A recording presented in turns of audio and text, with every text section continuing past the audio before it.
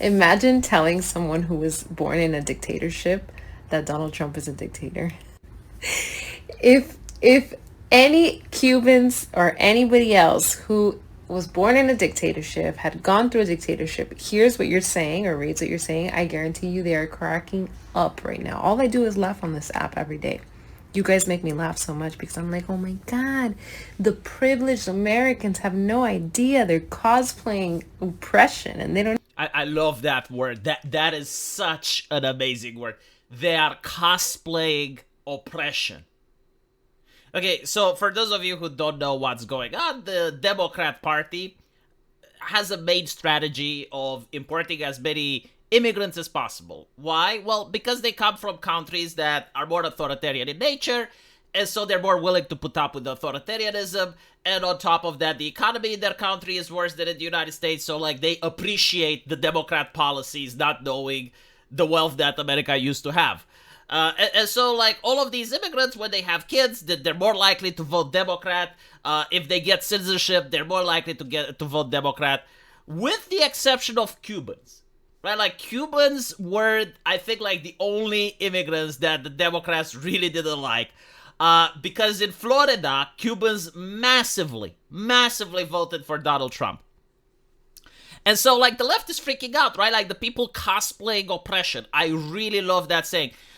Because when I started my channel back in 2016, I was looking at America and I was looking with absolute envy. Like, you guys had it all.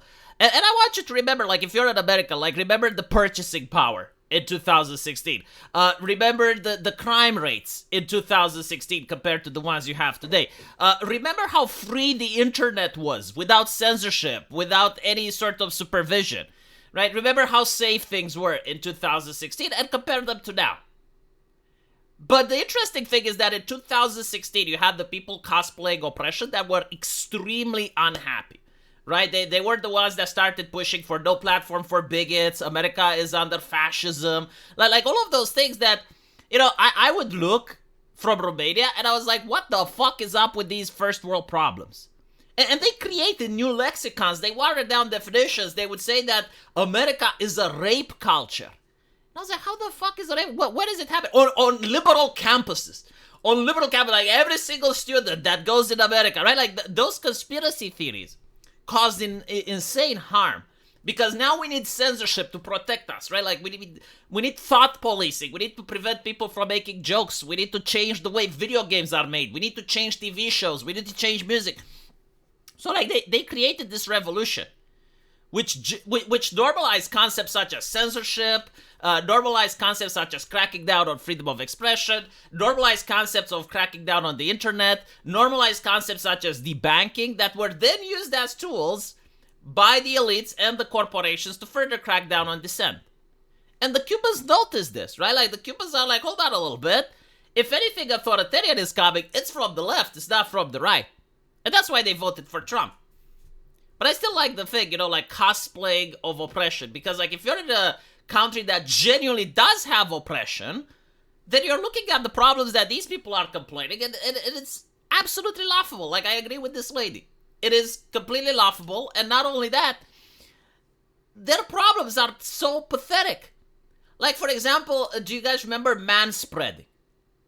It's like, what the fuck? You know, who cares? Just tell the person to scoop a little bit so you can sit next to them. Do you remember, like, that scientist that managed to land the shuttle on a comet that I talked about recently? Like, what was the problem? Oh, he's wearing a shirt that has, like, lewd depictions of women. Oh, goodness gracious, no, right? So, like, that's enough to tarnish him in the papers. And I was like, you know, I wish my country had a scientist like that. I wish someone from my country would manage such a monumental achievement, and you guys have that, and you're pissing on it because, oh, he's wearing a shirt that you didn't like. And so, like, they completely destroyed what they had, and it's so interesting when you look at the things they're complaining about, right? So, like, as long as the people that are dressed in suits and read a script from their PR person and tell them in a very calm and calculated manner that, yeah, we're going to take away your gas stove, we're going to print another trillions of dollars, we're going to cause inflation, we're going to tax you more. Like, as long as that is done in a calm and calculated manner, everything is fine.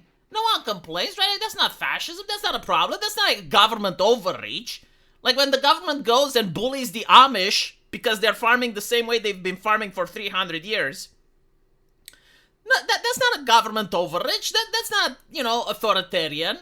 Like, if the government intrudes in every single aspect of a person's life and they have no more privacy, like, that's fine. As long as the person who does it is dressed in a suit, is reading from a PR prompter in a very calm manner, and the mainstream media doesn't criticize him, right?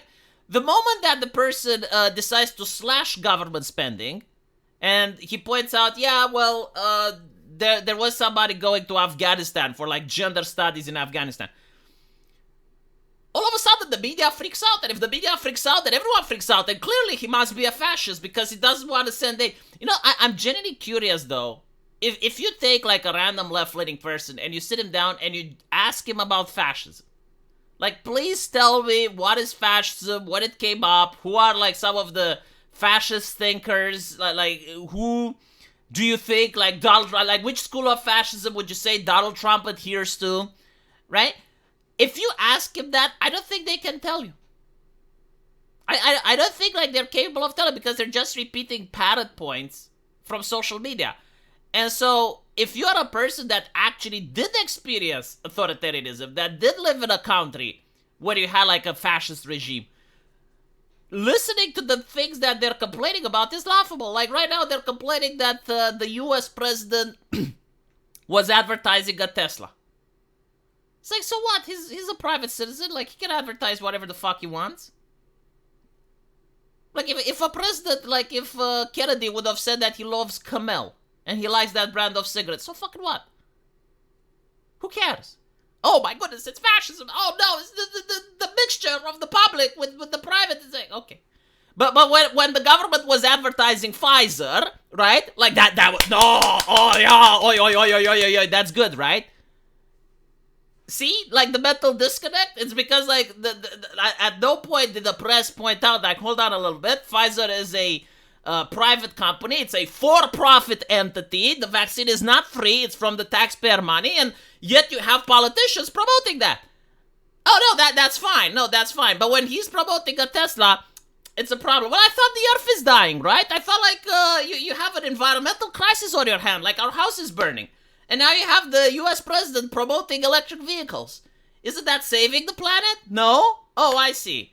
Didn't Joe Biden do just that? Or, oh no, I know, like, Joe Biden didn't promote a specific brand. No, like, Joe Biden promoted the electric vehicles. How much do you want to bet that if Joe Biden would have actually promoted, like, any type of car he wanted, no one would have given a shit? And why should they? It's like the president is promoting a car. Who fucking cares?